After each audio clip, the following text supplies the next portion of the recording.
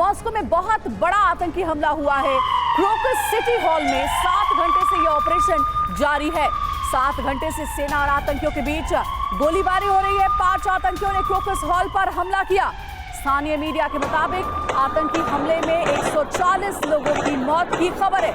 ये देखिए, ये आपको पूरा वीडियो दिखा रहे हैं और गोलियों की तड़तड़ाहट की आवाज आप सुन सकते हैं। अंधाधुंध यहाँ गोलियां चलाई गई हैं। मॉल में 5 आतंकी घुस आए थे। जानकारी ऐसी है कि सेना की वर्दी में ये घुस आए थे और उसके बाद ताबड़तोड़ गोलियां चलाना शुरू कर दिया। 140 लोगों की मौत हो गई है।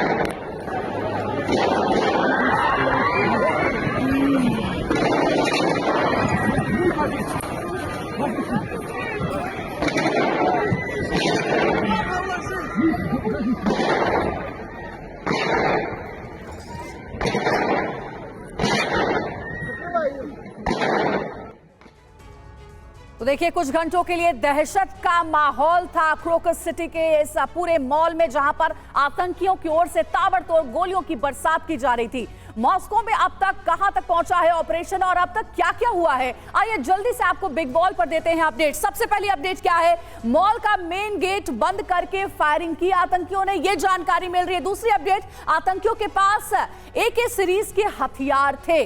कहा यह भी जा रहा है कि 7 घंटे से सेना का ऑपरेशन चल रहा है, आतंकियों के साथ मुठभेड़ जारी है। चौथी अपडेट है, मॉल के अंदर सेना की टुकड़ी भी मौजूद है जो इस वक्त आतंकियों को जवाब दे रही है।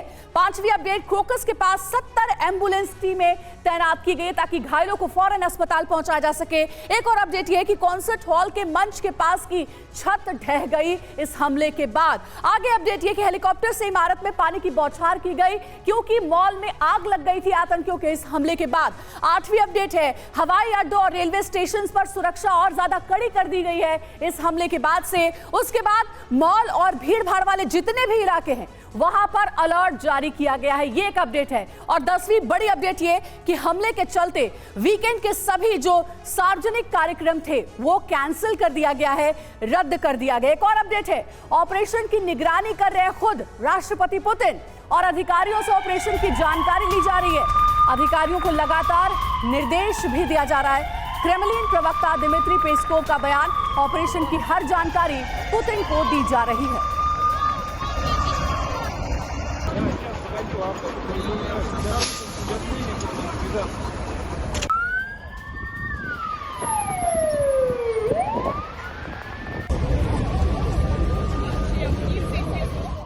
एक और बड़ी अपडेट जल्दी से आपको दे दें, आतंकियों के खिलाफ सेना का ऑपरेशन जारी है। मॉल के अंदर सेना ने मोर्चा संभाल लिया है, रूसी सेना ने पूरे इलाके को घेर लिया है। तो इस वक्त हालात बहुत ही ज्यादा तनावपूर्ण बने हुए हैं क्योंकि आतंकियों और सेना के बीच मुठभेड़ चल रही है 7 घंटे से। जी हाँ, 1-2 घंटे से नहीं बल्कि 7 घंटे से ये मुठभेड़ चल रही है।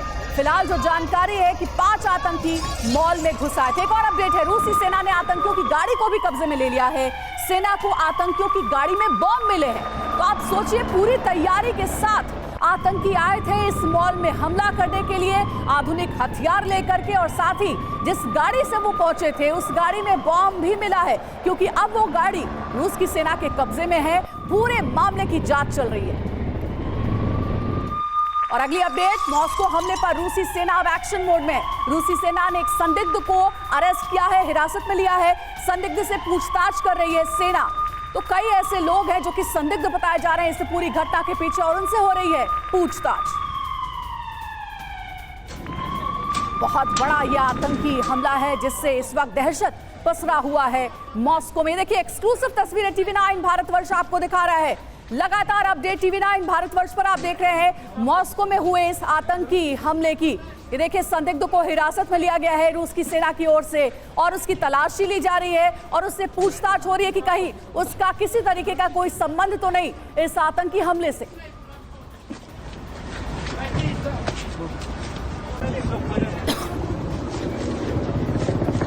और TV9 भारतवर्ष लगातार इस बड़ी घटना से जुड़ी अपडेट्स आप तक पहुंचा रहा है। स्टूडियो में हमारे साथ गेस्ट भी मौजूद हैं। सबसे पहले उनसे परिचय आपका करा देते हैं।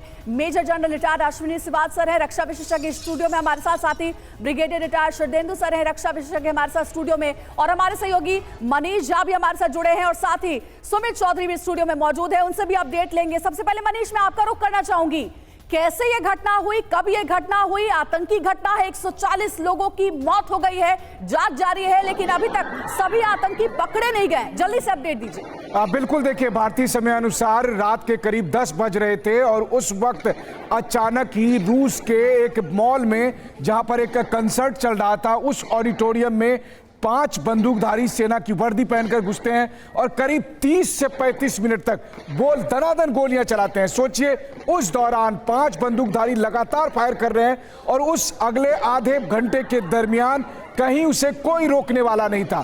और जब लोग जो कंसर्ट देख रहे थे, उन्हें पहले अंदाजा भी नहीं हुआ कि गोलियां कहां से चल रही है। फिर जब उन्हें एहसास हुआ, लाइट जलाई गई, तब उन्होंने देखा कि बंदूकधारी लगातार हमले कर रहे हैं। उसके बाद वो कुर्सियों के पीछे अपनी जान बचाने के लिए छुपे, अलग अलग कॉरिडोर में भागने की कोशिश की, लेकिन जहां भी गए वहीं पर मौत का तांडव चल रहा था। आखिरकार जब सिक्योरिटी एजेंसी वहां पहुंची, तब तक काफी देर हो चुकी थी और अभी तक 100 से अधिक घायल लोगों को लाया गया। हालांकि ऑफिशियल फिगर भले ही 60 से अधिक लोगों के मरने की बात कही जा रही है, लेकिन कुछ रूसी मीडिया का दावा है कि मरने वाले की संख्या 140 के करीब है। जी, बहुत बड़ी ये घटना है और इसलिए रूस में इस वक्त स्टेट इमरजेंसी भी लगाया गया। सुमित भी हमारे साथ जुड़े हुए। सुमित, 5वीं बार चुनाव जीतकर अपने राष्ट्रपति कार्यकाल में वापसी की राष्ट्रपति पुतिन ने, और उसके बाद इतनी बड़ी आतंकी घटना हो जाती है। सबसे बड़ी बात, अमेरिका कह रहा है कि हमने तो पहले ही अलर्ट कर दिया गया था, उसके बाद भी इतनी बड़ी लापरवाही कैसे हुई कि इतनी बड़ी आतंकी घटना सामने आई है? देखिए, बिल्कुल इस पूरी घटना का अगर आप घटनाक्रम या उस टाइमिंग देखें तो वो बहुत इंपॉर्टेंट है। व्लादिमीर पुतिन फिर राष्ट्रपति चुनकर आए हैं। इसके अलावा लगातार फ्रांस की तरफ से एक थ्रेट परसेप्शन बना हुआ है। फ्रांस अपने जो सैनिकों को है वो यूक्रेन में उतारने की बात लगातार कह रहा है, और ऐसे समय में मॉस्को जैसे शहर में, जिसको बहुत ज्यादा सुरक्षित माना जाता है और कहा यह जाता है कि जो भी लड़ाई हुई है उसका प्रभाव